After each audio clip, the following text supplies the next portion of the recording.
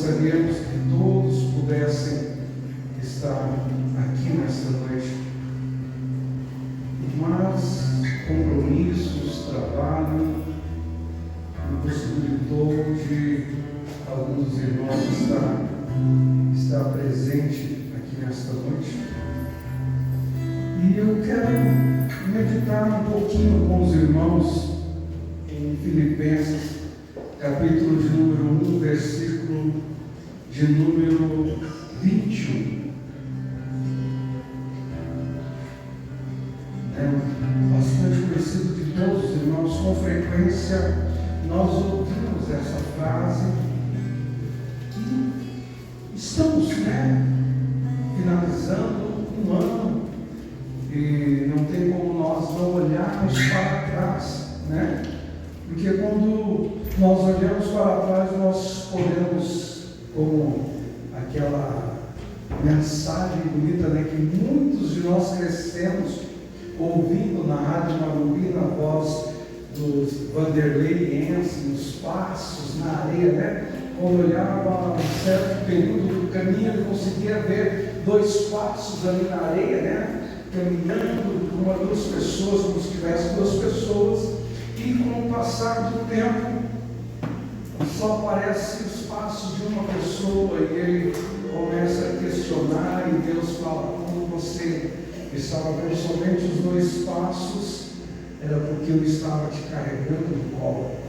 E em meio a situações que nós passamos, que pode tirar um fundo musical lá, por gentileza, que ele está dando esse mau contato. Em meio a essas situações que nós passamos, e quando nós olhamos para trás, nós podemos ver a mão poderosa de Deus. Nós podemos ver o cuidado de Deus, nós podemos ver o seu amor, o seu carinho, o seu afeto por nós, porque em muitas situações nós podemos falar: não tinha como eu passar, não tinha como eu vencer, não tinha.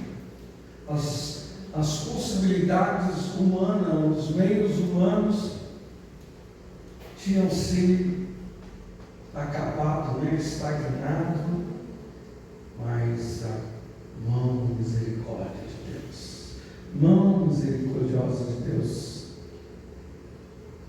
alcançou-nos o abraço. E eu comecei a meditar um pouquinho, comecei a chorar, porque só a misericórdia de Deus, é só a graça, o favor imerecido de Deus nas nossas vidas, que justifica tantas coisas que aos nossos olhos pareciam sem saída, sem solução, sem escape, mas milagrosamente a mão de Deus ela nos alcançou.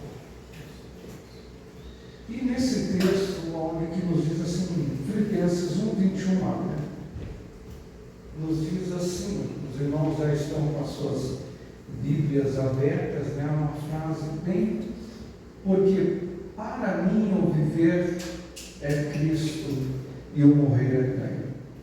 O apóstolo Paulo, ele fala essa frase quando ele estava preso, e essa frase ele dirige à igreja de Filipenses. Esta é uma declaração, de total devoção de Paulo, total certeza, convicção que a vida dele foi alcançada, a vida dele foi transformada a partir daquele dia, a qual ele estava descendo, lá em Atos, para Damasco, e milagrosamente, irmãos, O texto da palavra do Senhor vai nos dizer que, como um clarão, naquele momento, tomou conta dele, de todos os que acompanhavam, e ele ouviu uma voz que dizia: Saulo,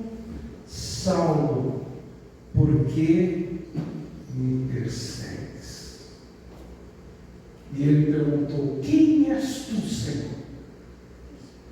E ele disse: eu sou Jesus. A partir daquele momento, a vida de Saulo foi transformada.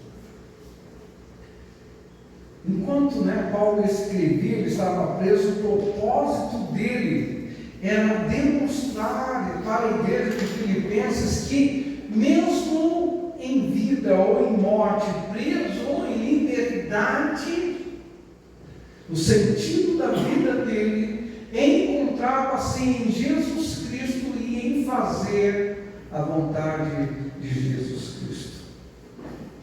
E hoje eu quero fazer uma pergunta: o que significa para nós viver para Cristo nos nossos dias?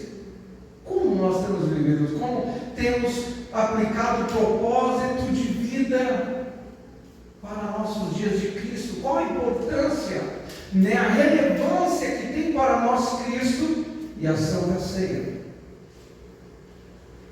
Paulo viveu para pregar o Evangelho e glorificar a Deus.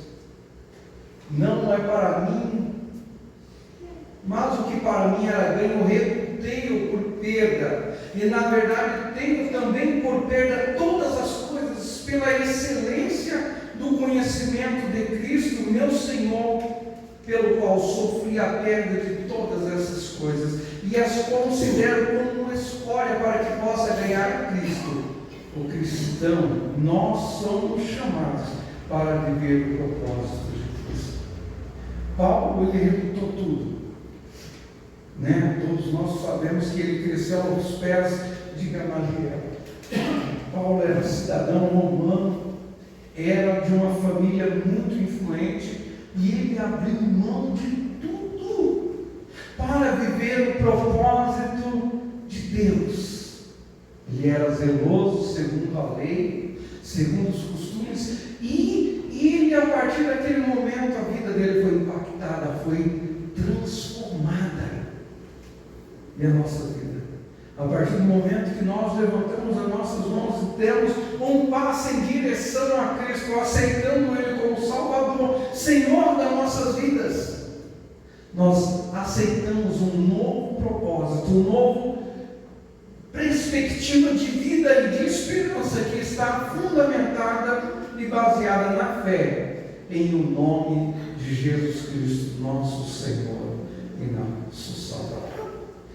Cristo, ele precisa ser a nossa prioridade.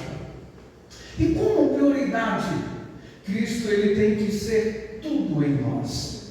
Cristo, ele tem que estar no centro da nossa vida familiar. Cristo tem que estar no centro da nossa vida profissional. Cristo tem que estar no centro dos nossos compromissos. Cristo tem que ser tudo em nossa vida, pois o nosso motivo não é de viver segundo nossos prazeres, segundo a nossa vontade, o nosso bel prazer, mas o nosso desejo é viver uma vida que agrade a Deus, uma vida que testifique a Deus, uma vida que glorifique o nome do Senhor, até nos momentos mais críticos, até nos momentos de maior turbulência, os momentos de maior angústia, de maior perplexidade, de maior aflição, de maior necessidade, nós temos que glorificar a Cristo.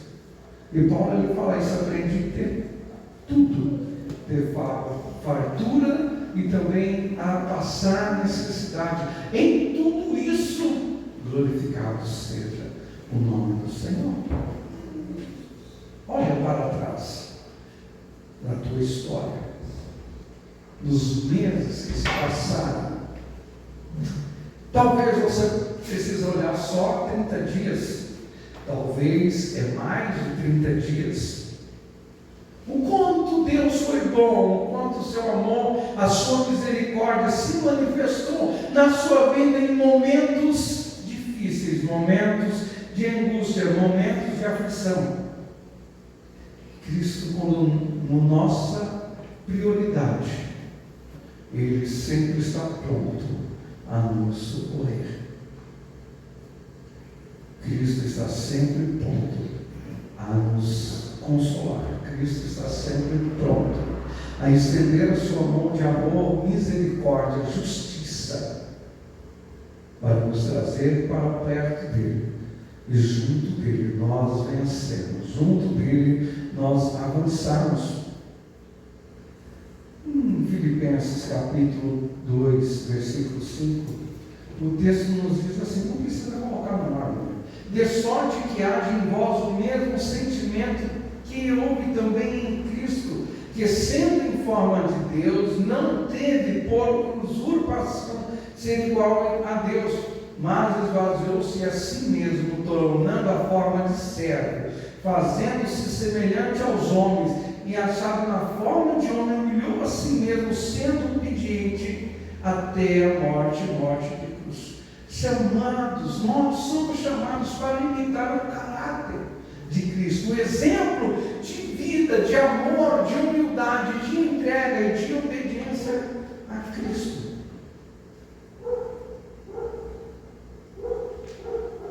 Tem um texto que fala assim, que foi nessa época que os crentes foram chamados de cristãos. E o que é cristãos? São pequenos cristos. E por que pequenos cristos?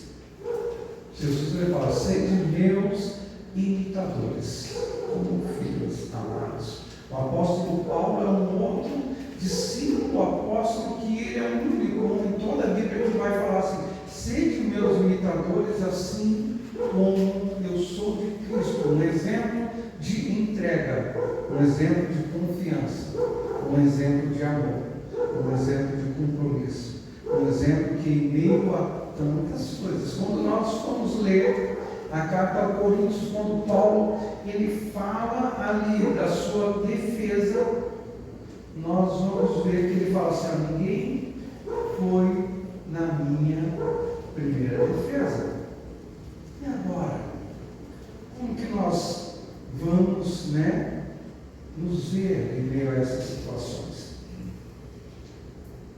Quem vai nos ouvir em meio à nossa defesa? Quem que vai nos socorrer em meio às nossas defesas? Somente a Cristo. Somente Cristo, irmãos. Não temos outros a recorrer. Porque, embora nós estamos aqui numa comunidade onde nós comungamos da mesma fé, dos mesmos princípios, dos mesmos valores, das mesma crença em Jesus Cristo como Senhor e Salvador, vai ter momentos que nós vamos nos encontrar a sós, aonde se encontrará eu, os adversários e o Espírito Santo e o Senhor.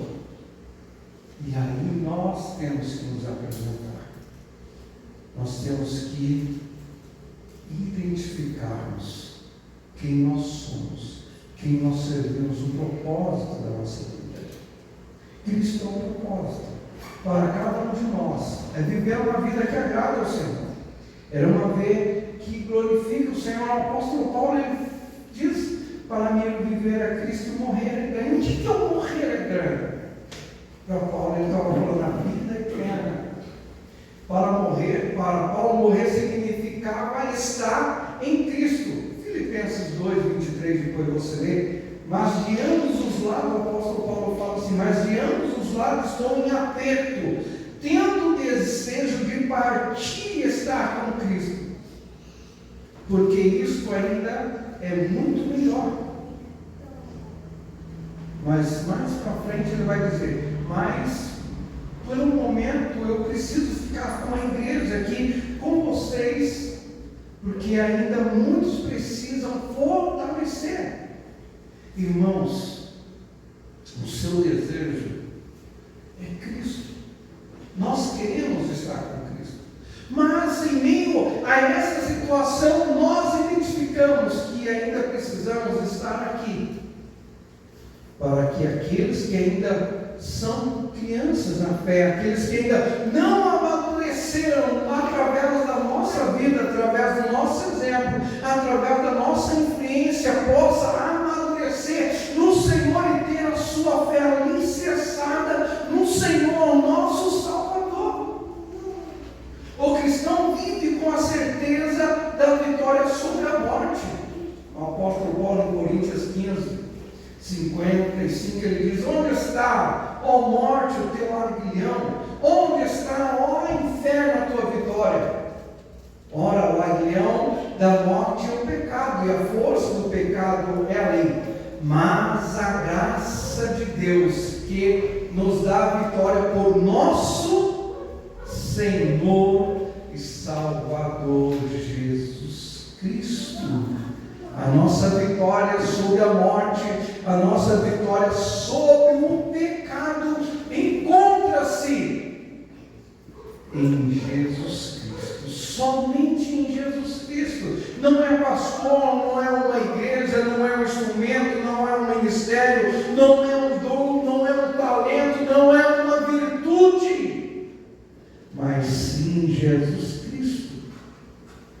A Jesus Cristo é toda a honra, toda a glória, todo louvor, e ao nome de Jesus Cristo todo joelho se dobrará e há de confessar que Jesus Cristo é o Salvador do mundo. A nossa vida, enquanto aqui estamos vivendo, o apóstolo Paulo fala, enquanto esse nosso tabernáculo não se desfazer, né? Nós precisamos viver de uma forma que glorifique e agrade ao nome do Senhor Jesus. Não há como temer a morte, né? Como nós já falamos nas nossas quarta-feira, a morte, né? Ela vai vir. A morte para o cristão é a vida, o início da vida em Cristo, na sua plenitude. Todos aqueles que dormem no Senhor aguardam esse dia. E para nós, os que estamos vivos, se Cristo não vier, ainda enquanto nós estivermos vivos, nós deitaremos, seremos levados junto aos nossos pais, né?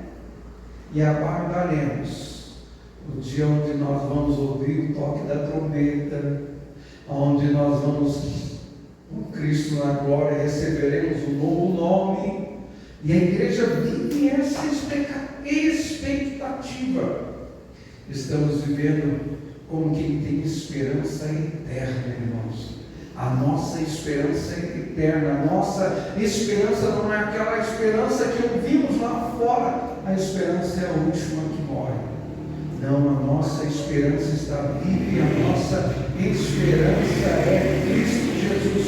Como viver para Cristo com nossas ações diárias, né? No trabalho, na família, na igreja, na sociedade? Nós precisamos reafirmar o nosso posicionamento como cristão, onde nós estamos, no serviço, em casa, no trabalho, na escola, na faculdade, nos nossos negócios. Essa afirmativa do nosso compromisso com Cristo, nós estamos centralizando Cristo como o nosso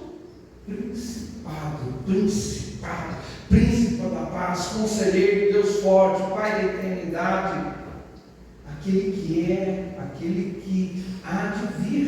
Quando nós afirmamos e mostramos em meio a uma sociedade que não encontrou ainda e não conhece Cristo, que Cristo é o Senhor da nossa vida, nós vivemos uma vida que busca o agradá-lo, nós estamos demonstrando e afirmando o nosso compromisso com Cristo.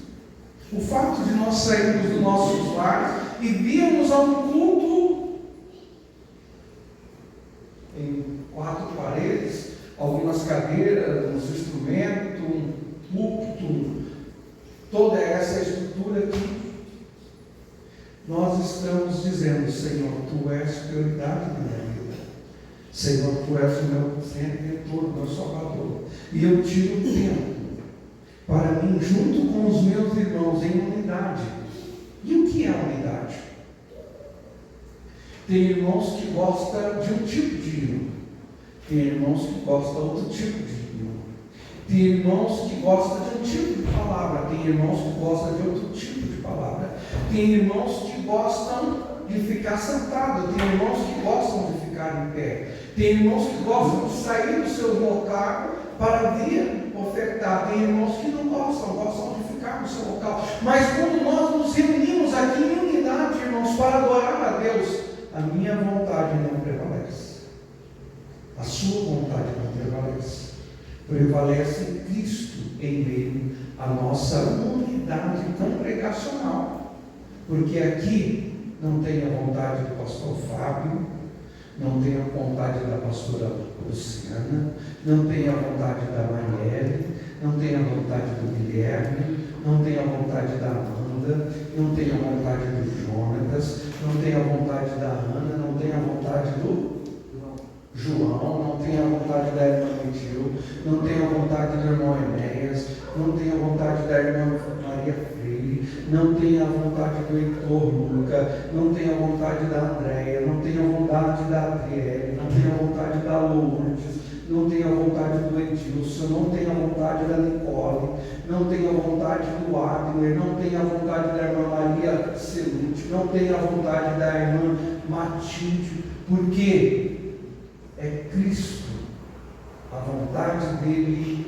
é perfeita, e nós nos submetemos à vontade de Cristo, aonde o que eu quero, a minha imposição, que eu posso aplicar no meu lar, posso aplicar na empresa que eu trabalho, no setor, posso aplicar no meu relacionamento conjugal, quando eu estou na igreja, junto com os meus irmãos.